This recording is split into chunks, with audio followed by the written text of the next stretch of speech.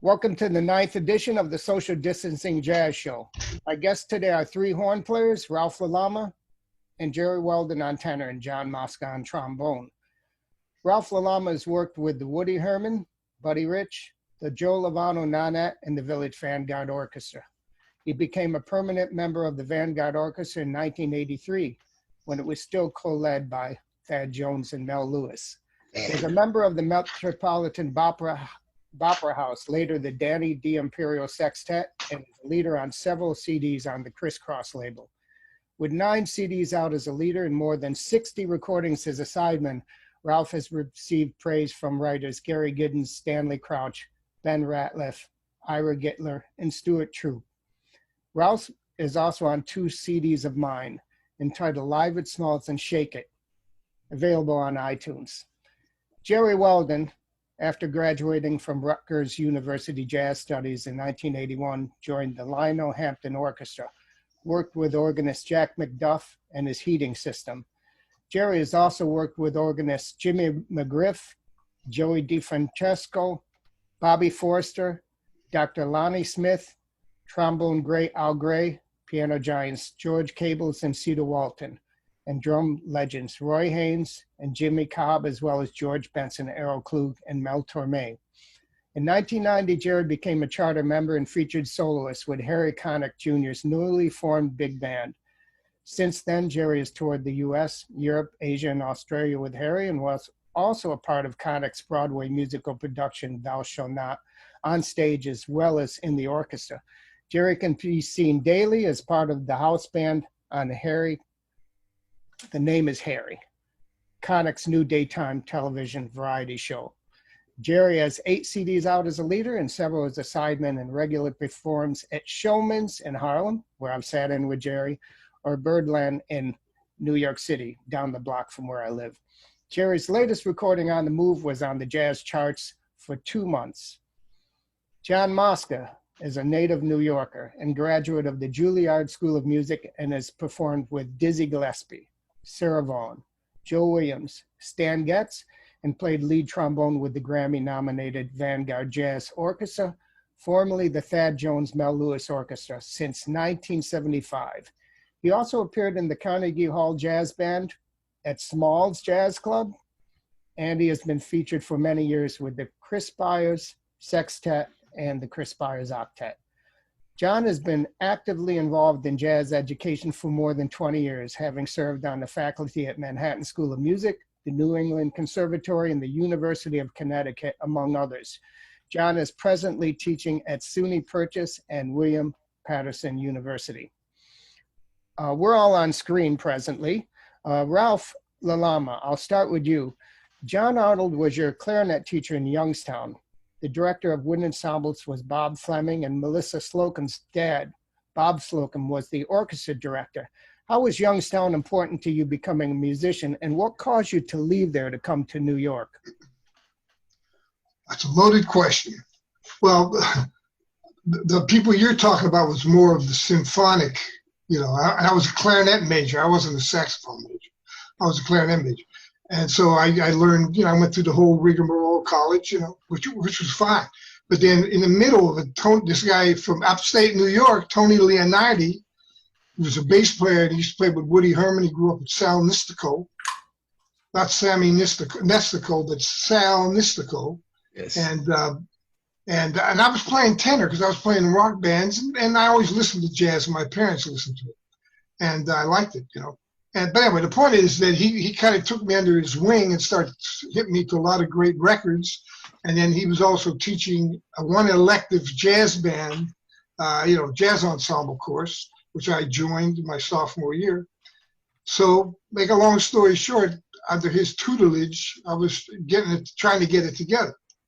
And then the last semester, he invited Thad Jones to do my last semester anyway. It was a June concert in Youngstown. The jazz ensemble featuring Thad Jones. And I got to know Thad a little bit because he stayed a few days. And I picked him up at the hotel, and we talked and all that.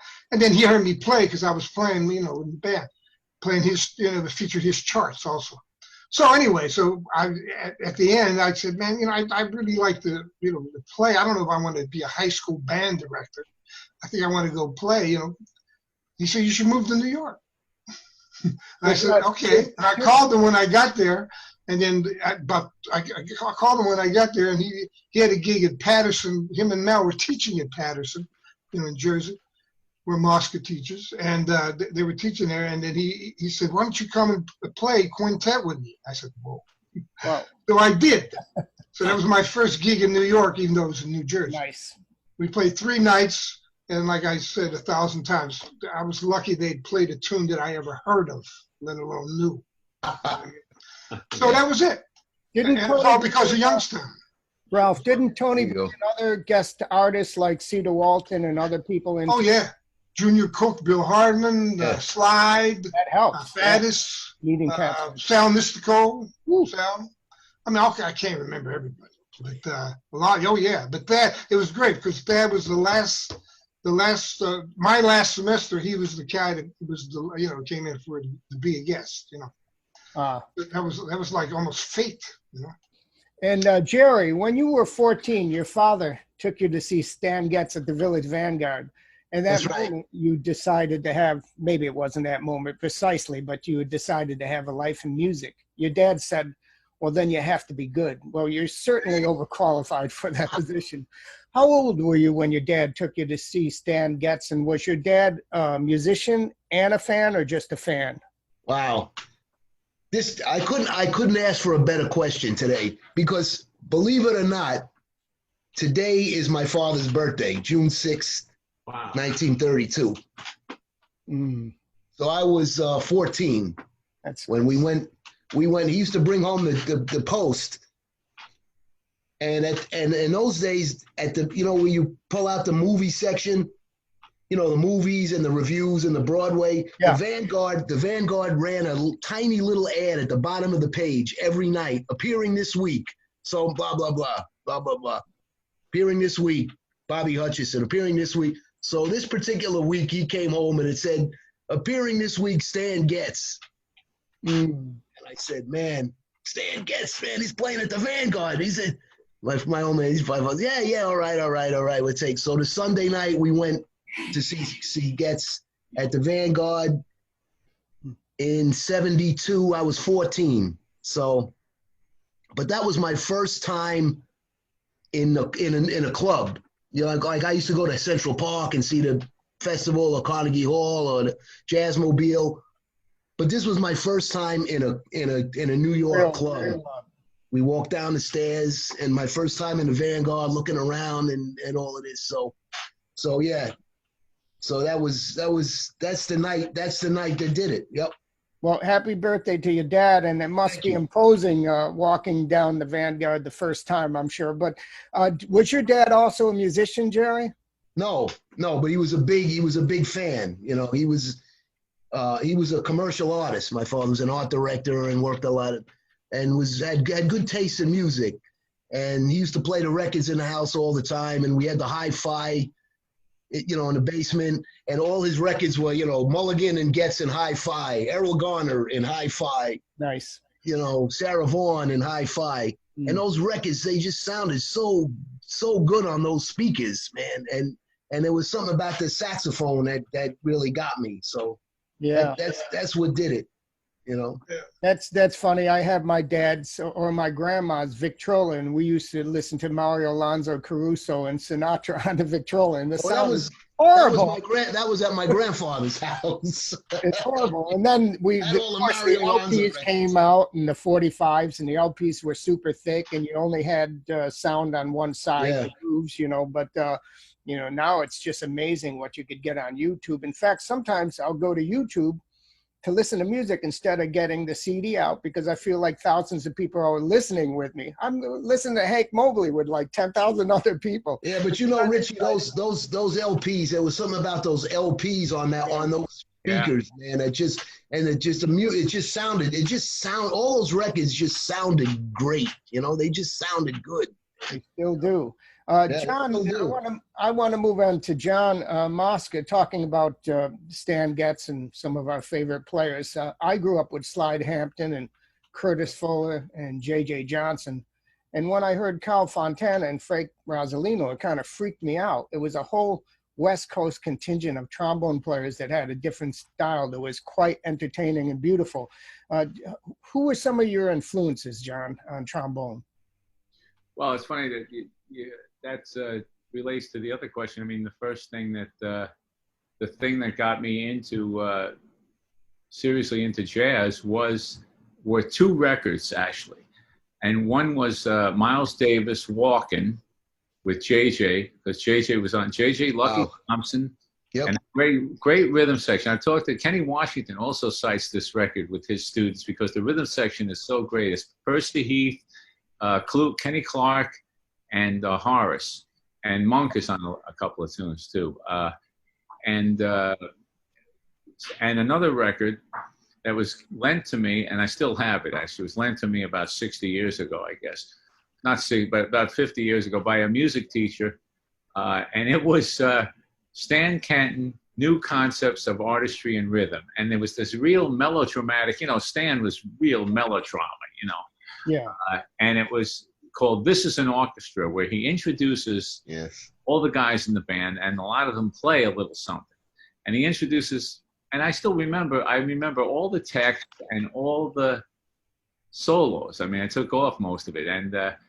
And this guy has few, if any, quiet or moody moments. It's a very ironic introduction when you consider how Frank's life ended, of course. But and he and then he announces Frank Rosalino. He comes in with this ridiculous, it's just this amazing ebullient, the way the notes just jumped out of his horn, a great sound, and it kind of hooked me because, and also that record, that band at that particular time was like a brass player's, it was one virtuoso after another in the brass. Maynard Ferguson and Connie Condoli, Connie Condoli was just a beautiful player, really understood Dizzy's music. You could really hear how he came out. And Frank Rosalino and Bobby Burgess, the lead trombone player, those guys. So, that was kind of the start for me. And those guys do influence you to a certain degree at certain times, and then you, of course, absorb that and come to your own thing eventually. But yes, it was very, in terms of what's possible on the trombone, they all kind of expanded it. Yeah, it's kind of funny. As I grew up, I listened to J&K, which were kind of commercial. Right. And they were actually successful financially. Yeah, it was a successful band. First of all, Kay Winding was a very, very astute businessman. And the band was terrific. I mean, one of the bands, Bill Evans was the piano player on one of those records, the Impulse one, I think. And the arrangements are very good. I think JJ probably did most of the arrangements. And they actually were viable. Yeah, they were. Jerry, you have a driving sound that's all your own. Reminds me of Gene Ammons and Stanley Turrentine, but your sound is really your own. Who are your tenor influences? Well, initially it was Getz. When I first started playing the tenor, was getting back to my father again. He had those the Joe Beam records with, back in the mid 60s, and those were very popular records at the time. And that was the sound. His tenor sound was the first thing that really got me. I loved his, so that was my first guy. And of course, my father, being a hip guy that he was, he said, well, he comes from Lester Young, Stan Getz. You should listen to Lester Young. And then I was like, that's pretty heavy. That's pretty heavy. And I said, whoa. I said, oh, okay, I see where now I see where that's coming from, which immediately led me to Dexter Gordon. Right. So just the sound of the tenor. And at that particular time, that was when Dexter was starting to come back to New York and was making his big return to the Vanguard. I already started buying I already had those Blue Note records and Go, but I don't know, Ralph and John remember when Dexter made that Oh yeah, that was 76. That was the end of 76. And so I was 19. So that was a big deal. He could hardly get into the club at the Vanguard. He did. Well, Ted Rosenthal and I went 2 nights and stood online and got to hear that band in person, and sitting right underneath Dexter's sound when they were recording that record. So that was the 1-2 punch, and It's just hearing that sound. I wasn't. I don't know. Maybe Ralph had. I didn't hear Gene Ammons, but all the older guys would say, "Well, you should have heard Jug. You talk about its sound, the tenor sound." Yeah. But I did hear Dexter many times. Sonny Stitt, of course you guys all have heard. But so that tenor sound is what got me. So those are my 3 initial guys.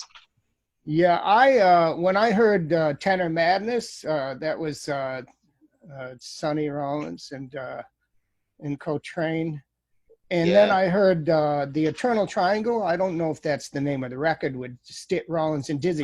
Side Up was the record. It flipped me out. I mean, the tenor and the first time I heard Hawk, I think I was waking up from. It's my old reefer days, and I had been smoking a little, and somebody put on Hawk on the record player. And I had heard Sonny Rollins, and I had heard Train, and when I heard Hawk, it just flipped. My brain started whirling. You know, my head almost exploded. Hearing Hawk still, I mean, it sounds so rooted and yet so modern to me. Ralph, I wanted to ask you about Sal Nistico. I believe got your position on Woody Herman's band. What was it like being recommended by Sal and playing with Woody? Well, I wasn't really recommended by Sal, but I used to play with him a lot in New York. Yeah. Because he was a good friend of Tony Leonardis, like, the guy I mentioned earlier. And we actually, with the thing with Sal, well, let me just go back to Woody Herman. Harold Danko recommended me to Woody Herman's band, okay? Harold Danko, the piano player. Sure. Okay, he used to play with them. But anyway, going back to Sal. I used to live in Elmhurst, and Sal lived in Rego Park, and he was jogging at the time, And what he would do, he would put his tenor on his back and jog to my house, in Elmhurst. And then he would be like, well, for me, it was like a lesson, but it really wasn't a formal lesson. We would play this duo, and I remember one time, I had this clock in my living room, and I saw when we started playing, we played "I Hear a Rhapsody," and then when we were done with "I Hear a Rhapsody," it was an hour that went by. Okay, so we just kept trading, going back and forth, never stopping the tempo at all. It was unbelievable.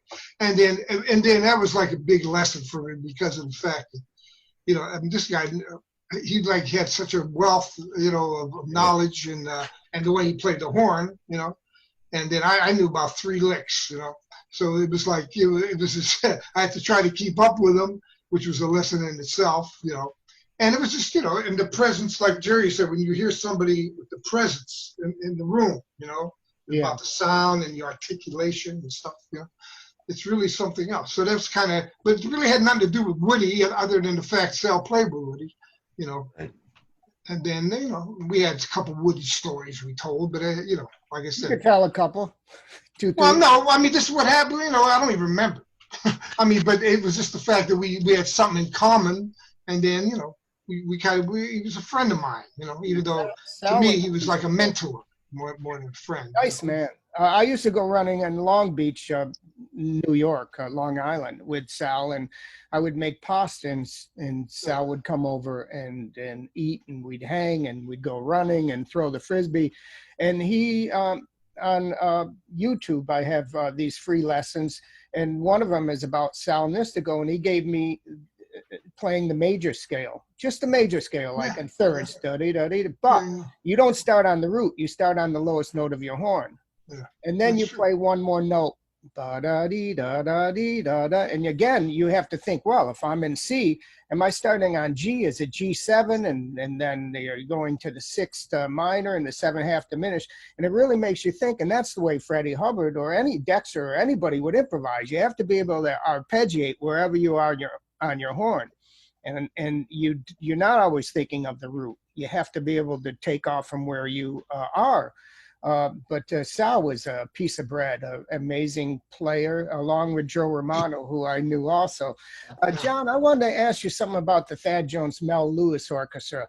Wait, Rich, before you get to that, I just wanted to say about Sal that I thought that band that he had with when he was working with Chet Baker in New York at the end, actually was near the end of both of their lives. They passed away fairly close to each other, if I remember correctly. Yeah. I thought that they both had stepped up onto another plane of expressing themselves. As great as they both were through the bulk of their career, I thought that they both really got someplace else. That last band was really incredible. Leo Mitchell on drums, and Wow. Dennis Irwin, our great pal Dennis Irwin on bass.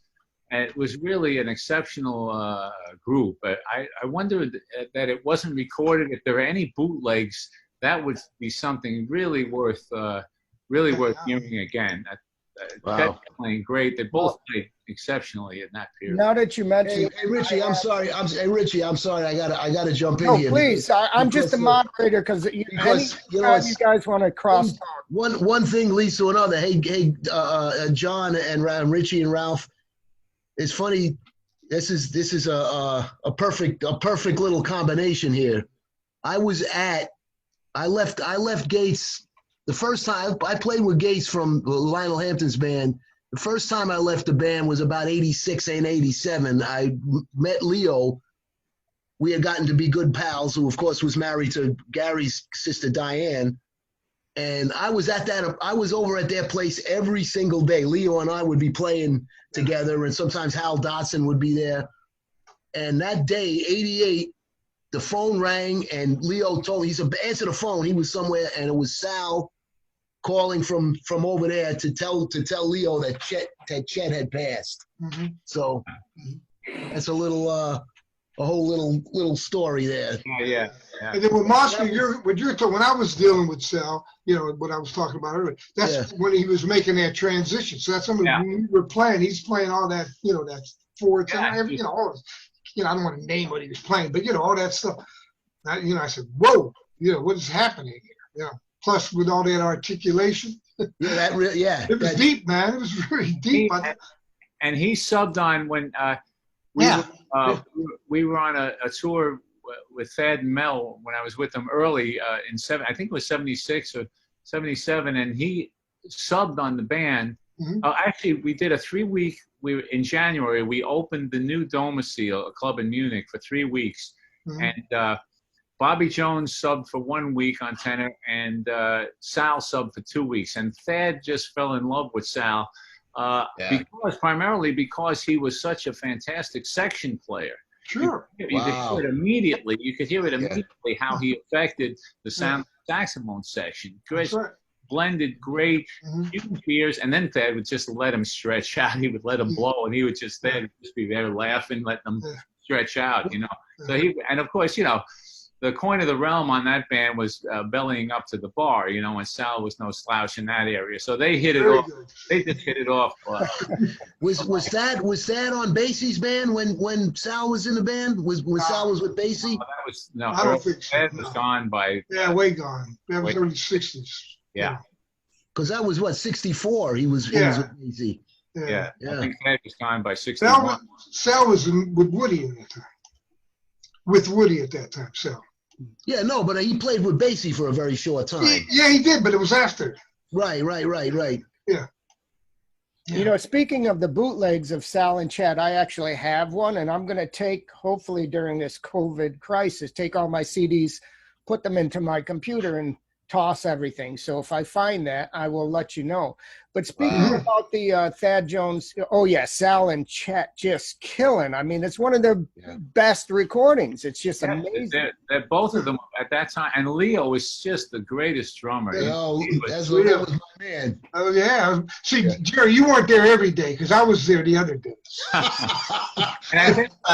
could we have not have been there at the same time? I know. I know. Ari Rowland was playing. Ari, Tyler would be up there. Tyler and Ari. Yeah. And Hal Dotson.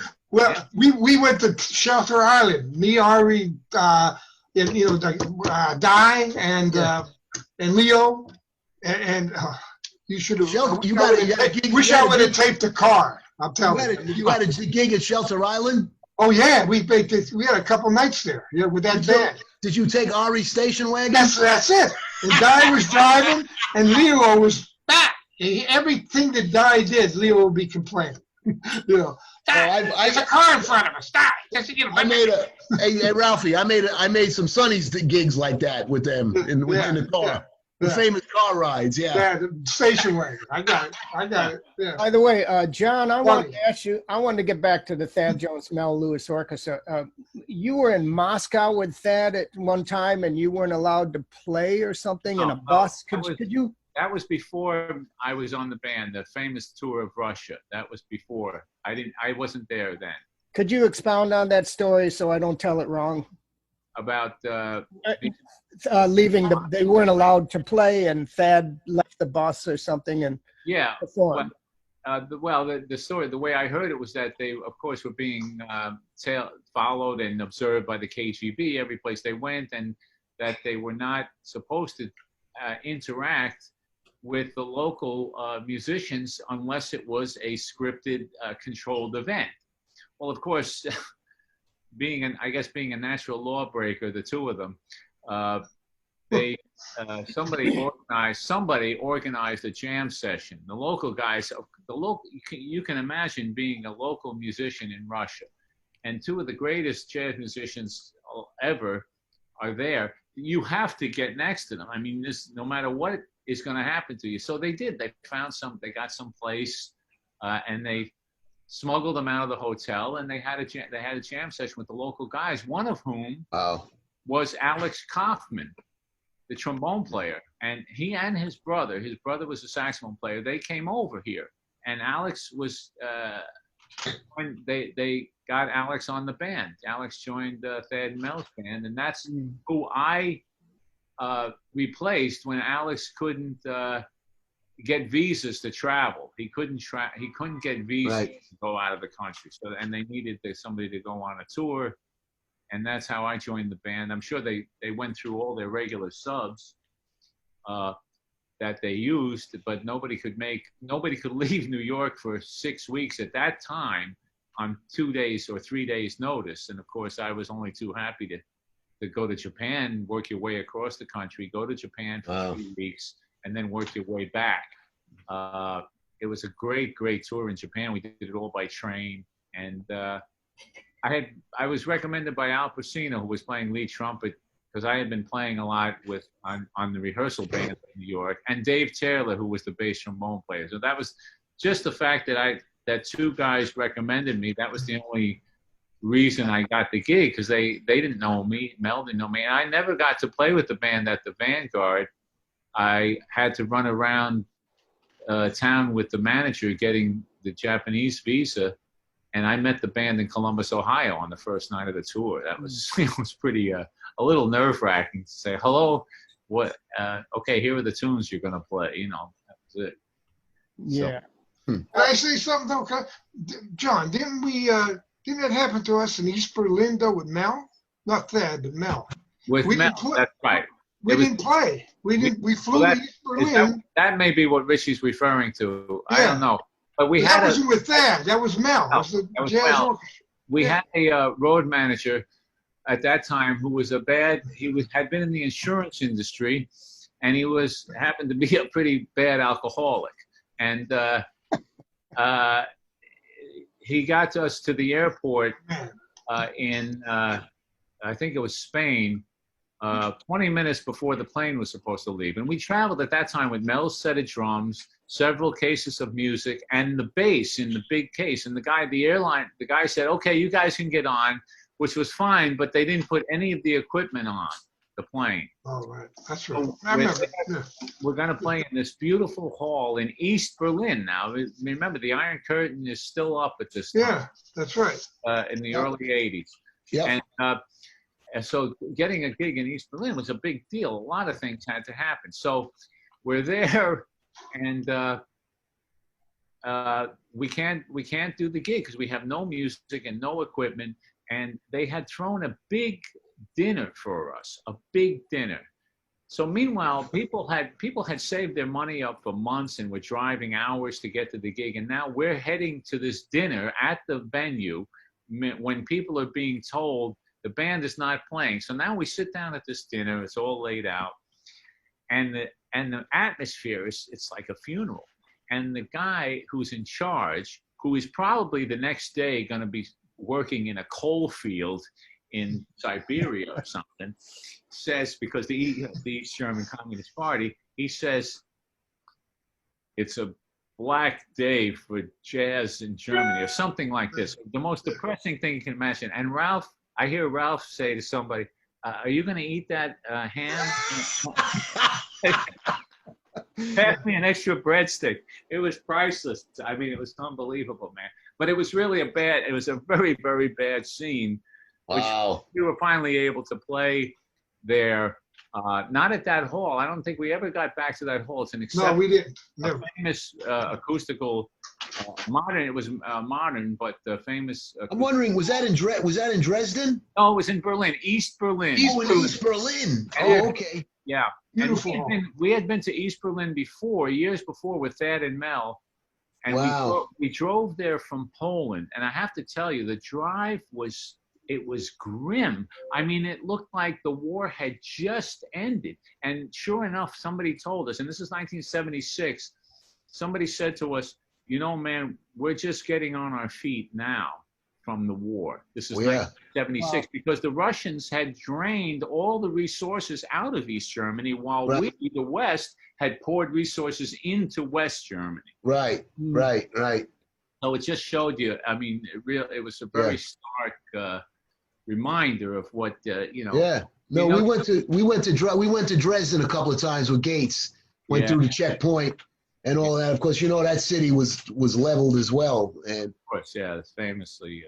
But I mean. But the East Berlin, of course, the checkpoint there was infamous because it was a conscious attempt to demoralize the population of Berlin. In other words, when you went through, it could take 15 minutes or 8 hours. And there was no rhyme or reason to why that would happen. It was just the deliberate kind of to unsettle the population. It's like the GWB now, right? We went through with Mel one time. We went through in 1980 when the U.S. hockey team had just kicked ass, had just beaten. And they weren't supposed to win. They just beat East Germany on the way to beating the Russians. So they were really, I mean, they didn't want to have, you know, they didn't want to give us a very good time at the floor. They weren't happy. They were not happy people. Gentlemen, I want to move on a little to current events and also with the orchestra. Ralph recently went to Europe with the Vanguard Orchestra and actually contracted COVID-19. Can you tell something about that short tour that you just took? No, that wasn't with the orchestra, Richie. That was with me and Smolian. Quartet. We played my bad. Quartet with two guys from Fred Nordin on organ and Bern Ryder on drums. And like we got there, you know, I think it was March 8th. Flew to Paris. We played March 9th in Paris. We were supposed to play March 10th in Torino, but that was canceled. Thank God. And then we played in Pascal, Germany on the 11th. And then we had 9 more gigs. And then Trump made his speech, so we panicked and we had to go home, you know.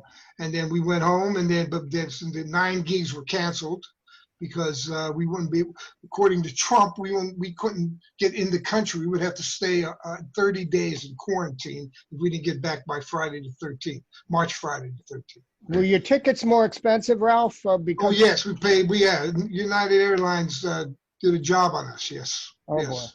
Yeah. It was unbelievable. You know, I wanted to ask you also about practicing, when I called a few days ago, you were practicing in your practice room. I guess it's downstairs. But has your practicing changed since COVID days? We obviously don't have gigs, and I'm not trying to play as high as I normally do because I'm not playing split lead. But are you practicing the same or differently? More diminished. Ah, Ah, that's a good thing to know. And Jerry, same question. How is your practicing? more Sonny Stitt. Yeah, I hear that. Oh, by the way, I want to touch on the personal also. Jeffrey, Yeah. I've had tons of day gigs. One of them was I was hired I had an ice pick, right? And I'm going. Yeah. They asked me to take up all the tiles in a grocery store, so I'm like doing this for weeks. Okay. Took up every tile. As soon as I was done, I got fired, which is like last hired, first fired. But you know, musicians have a very warm way of greeting each other. Every time I got together with the Sinatra guys, we would Walt Johnson, Frank Figuera, Mike Smith. We'd start hugging each other. Mike Smith, the alto player. We'd hug each other. We'd take boardwalk. We'd take walks. You know, if it was in the summer, we would play Sinatra's music, which is Oliver Nelson. I mean, it's the best written music in the world. And then we would have coffee and a sandwich, and then we'd play some more of the best music in the world. And then we'd do it the next day. But could you explain that Jeffrey thing? I just want to explain what happens. People are walking down the street like this across 42nd Street, you know, like the busiest street in the world. Right. And they're like walking right into me. So what I do is I cover your ears, folks. I go, Jeffrey! And I shout at them. And then they look at me like, you know, what the F, you know? Wow. And I just look past them at where Jeffrey should be. And they don't know what I'm doing, but I'm just waking them up that they're about to walk stone into me and they're like 5 feet away. But could you explain the whole Jeffrey story? For some reason, this has made an impression, not only on you, but on a lot of other cats. And by the way, I'm happy that you were able to take that and further. I morphed it. It's kind of like cause, next week I'll be interviewing the Hater, which is Keith Saunders' online persona. This is all okay. This is history. History is a beautiful thing.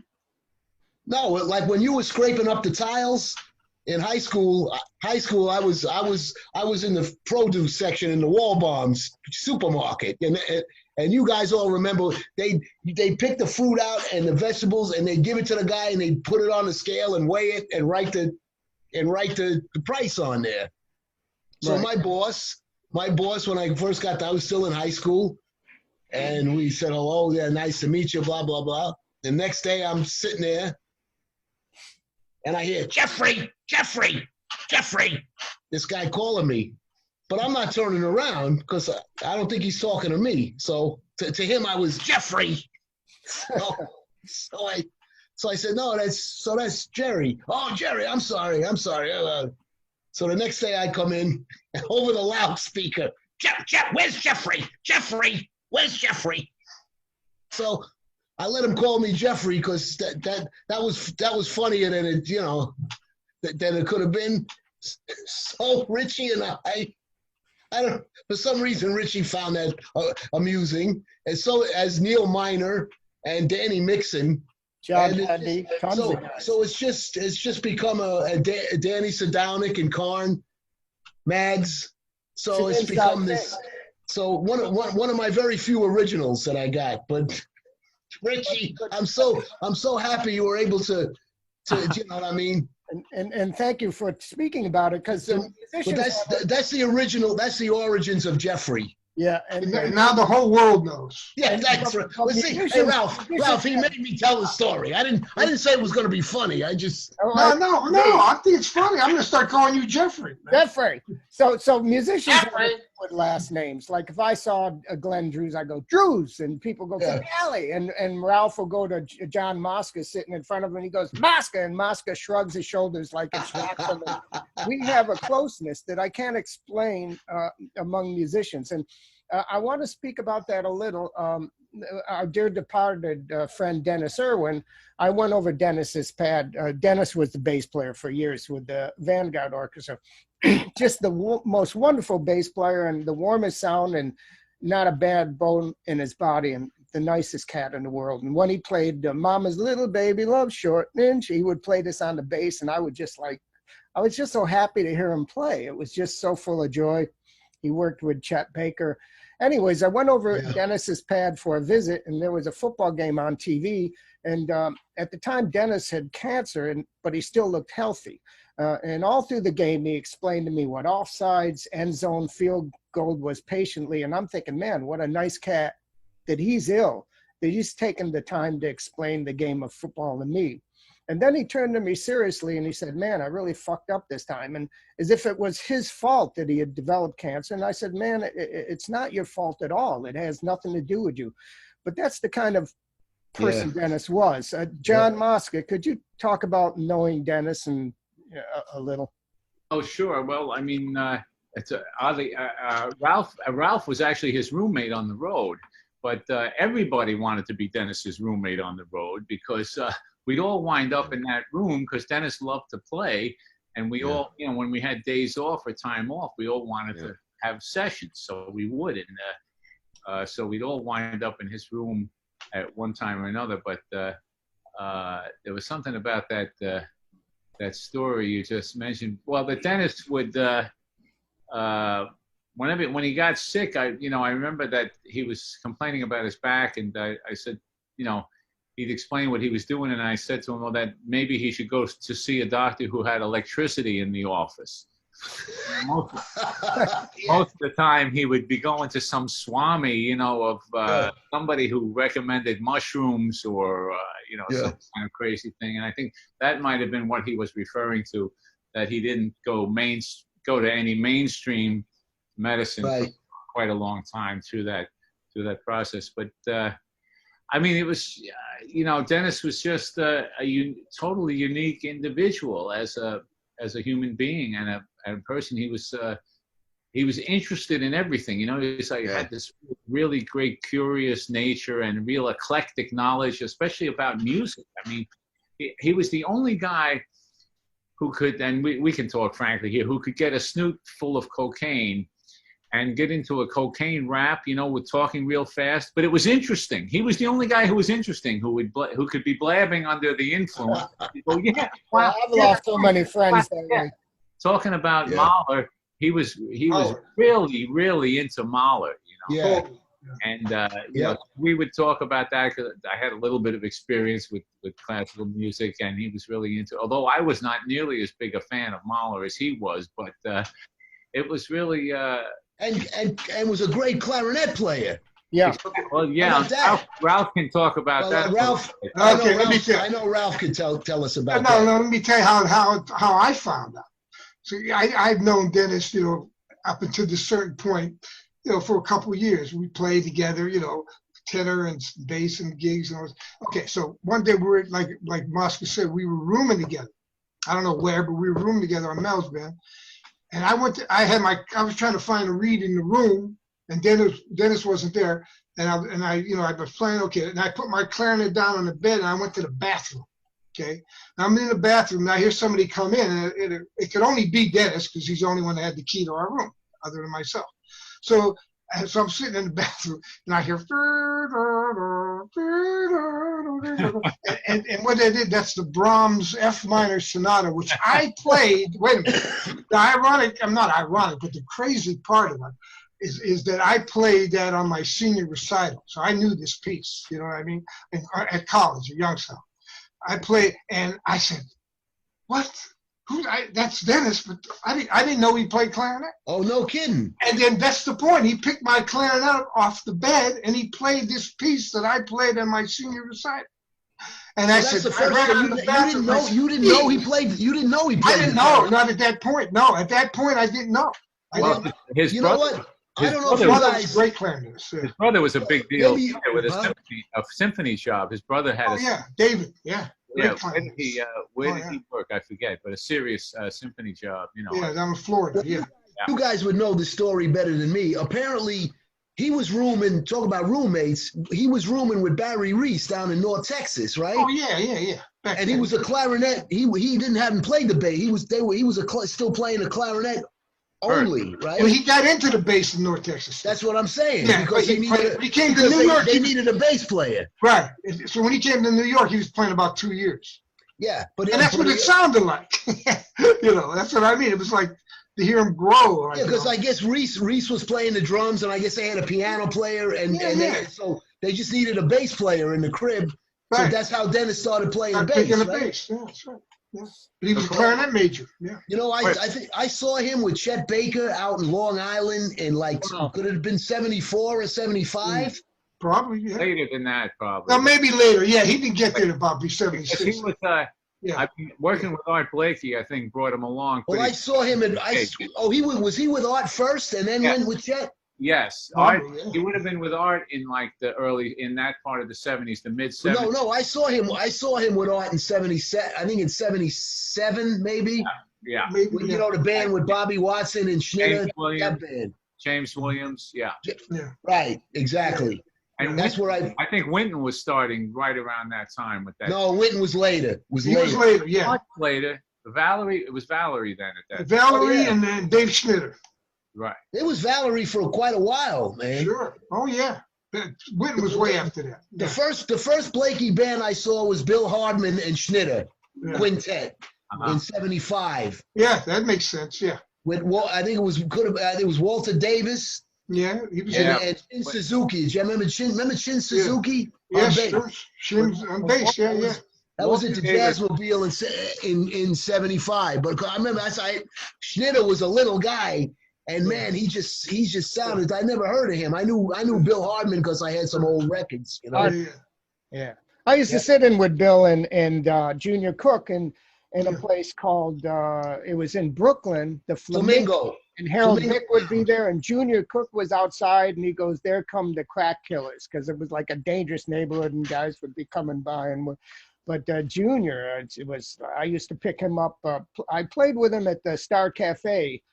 He played with Brian Lynch there, and I would play with him about 2 a.m, and then we'd leave and go to play in Columbus Circle at a place called Joyce's. And Junior would knock on the door. We called him June, and they'd open like this little thing, like a speakeasy, and see it was June, and then they'd let us in, and the tables were mirrors, so you know what's going on there, like people doing. And me and June were high, of course, and I had to climb up a loft to play. I would like a ladder with my trumpet in one hand. Wow. Get up in the loft. And then I would leave there at 8 a.m. and the sun was like the eye of God. It was like, pow. And then I'd drive Junior home, of course, and I'd see cops sleeping in their cars. There were so many cars up in the Bronx sleeping. They had a verb for it. It was called cooping. So I'd get Junior home. I'd get home and I'd go, man, I'm never going to do this again. Like, the drugs are wearing off and there's no one to call them. Next week, sitting in with Junior, picking him up, going back to play with him from 4. But what a hang it was. Wow. Now that's a little off the subject, but I want to talk. I want John. Could you talk a little about traveling with Chris Byers and Ari Rowland to Muslim countries and how you are received in that setting? Oh, that's it. That's interesting. Yeah, because Chris Byers, he's a very unique musician, an absolutely fantastic musician, and he was able to.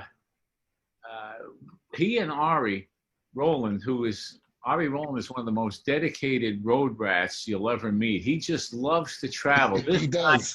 If you told him that in order to travel, he's going to have to sit on his bass and paddle it across the ocean, he'd be finding out what's the best paddle to use.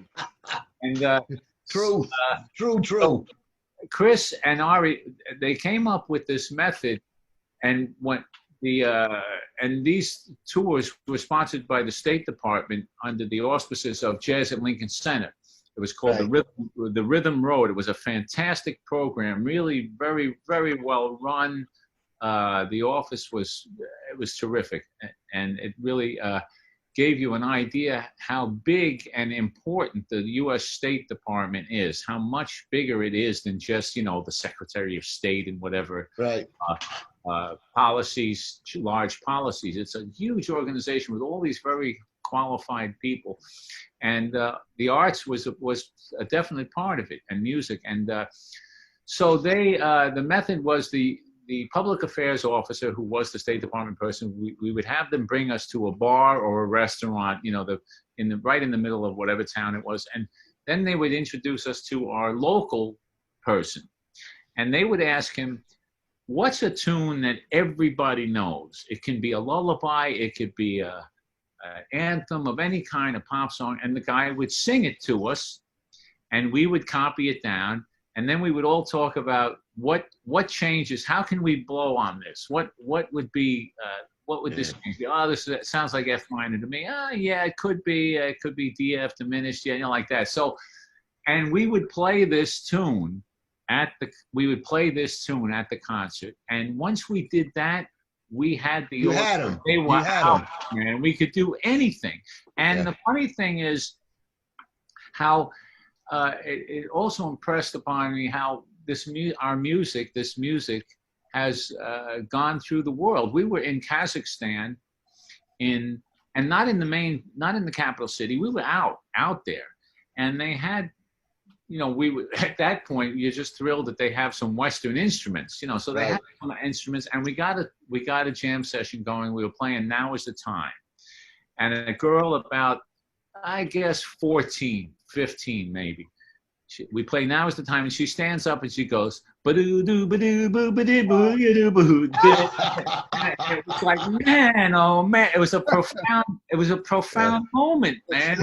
You know, I mean, it was really great. And they also knew Louis Armstrong and George Gershwin. Those seemed to be Three and Bird. That was a great moment. That's a good start, man. We had a lot of great. The interactions with other musicians, we had jam sessions in different places. Those were all great. It's of course, then governmentally, of course, like everything, governments seem to be able to louse everything up, and attitudes that way. And the only place, and they were very concerned with our safety, of course, which they are quite conservative. And on one of the tours, we were supposed to go to Uzbekistan, and they canceled it because there was the kind of thing that's happening right here today, what's happening there. But the only place I really kind of felt unsafe was in Saudi Arabia, in the capital, in Riyadh. And when they told us, we need you guys down here to get in the cars at 6:30, they did not mean 6:28, and they didn't mean 6:32. They meant at 6:30, we're going out, we get boom, right into the car, which had bulletproof windows, and zoom, and off we go. So, and it was clear that we played in what was called the diplomatic quarter in Riyadh, which really looked like a development in Scottsdale, Arizona, basically, except that there was a half track sitting there with a guy manning a machine gun and sandbags around him at the entrance. And then you'd get in, and then the streets were purposely built in a serpentine fashion so people couldn't speed through. And then we got to the U.S. Embassy, which had these gigantic metal things that came up out of the road and then came down to let us in. And we played for, obviously, they were very nice people, but this was the people related to the royal family, which is huge. You know, the people that don't do any work, who have all the money. And so it was very controlled there. When we got to Jeddah, which was on the coast, things were much looser. It was much less of a political scene. In fact, I was getting a haircut there when the call to prayer happened. And you hear the guy, you know, from the thing, the minaret, you know, it's a lot of on tape. It's not really a live thing like you'd see in a movie. But the guy started shutting the shutters to the shop. And I'm still sitting in the chair. And I figured, well, this is it. You know, it's a mob movie. They're gonna. He's got a big razor sitting on the table, and this is pretty much how it's Frank Costello. How it's gonna go. And but he was cool. He just didn't want anybody to see him working during prayers. Wow. Same as every place, you know. Yeah. So the song that you played that the people recognize, that was one of their songs. It wasn't Autumn Leaves. Yeah, no, it was one of their songs that we made into a jazz version. But the melody would be recognizable to them, and we would play it rhythmically the way they played it. You know. Yeah, and the little about Saudi Arabia, that was so you were talking about where you felt pretty comfortable in all the Muslim countries. That was the toughest one, I guess. That was the only one, yeah, because we had been when we came in from the airport. They were figuring the next day we had off, and they were trying to figure out what to do with us. And one of the officers said, "Well, we could take them to the souk, which is the shopping area," and the other one, "No, we better not. Tomorrow is corporal punishment day." When they're lopping off hands and fingers. And the odd thing, I made a connection when we went to Jeddah later on. There was a guy selling gold jewelry, and the jewelry was right out on on the street. So apparently the Quran it works pretty well in terms of discouraging theft. But it was grim, and our public affairs officer was a woman. I remember she was blonde, and she went out to take us locally for a little shopping, and she did not have a scarf on, and some guy stopped his car and screamed at her to cover up. She was American. Yeah. Wow. So I mean, it's very, very stark, and very they took us to a museum where there was almost nobody in it. And they had a big plexiglass map of what they thought of as the Muslim world, and it included Spain, parts of Spain. In other words, any place where that had been governed, they consider theirs. They still consider it theirs, even though it's maybe another sovereign nation. Wow. So, I mean, a lot of these things make an impression on. Yeah, well, it was Kurt Vonnegut who said that jazz was the only reason that people around the world like us a little. But we've been on the air for an hour now, and I want to thank everyone. One other thing, a dear friend of ours is sick, and if anyone wants to say a prayer for Andy Fusco, he's. By the way, the latest news is that Andy is out of the hospital. And he's in much better shape, and he's in rehab now. So it looks like all the prayers have hit the mark. It looks like he's going to do. He's had a real. Man, hey, Richie, we could do an hour on Fusco. We could. We got to get him on one of these things. And it was Ralph had donated some plasma that really got Andy through. Thank you for your service, Ralph. Anytime. Hey, Ralphie. Okay, Jeffrey. Tremendous job, Ralph. So, folks, thank you for watching our show today. I'd like to thank our guests, John Mosca, Ralph Rich. and Jerry Weldon. Most of all, I'd like to thank our fans out there for taking the time out of our lives to watch today's show. Next show, we're going to have 3 pianists, Tardo Hammer, Raphael DeLugoff from New York, and from California, the Hater, Keith Saunders. Oh, man. So, folks, thanks for watching. I can't miss that. Yeah, it's good. Brother DeLugoff. Yeah. And thank you, these 3 magnificent guests for coming on the show, John, Ralph, and Jerry. And folks, stay safe, stay inside, save lives, unless you're protesting. And then I say thank you, respect. So long, folks. Thank you. That's right. Thank you, Richie. Good night. Good night. Ciao. See you guys. Ciao, ciao. Oh, Ralphie. All right. Mosca!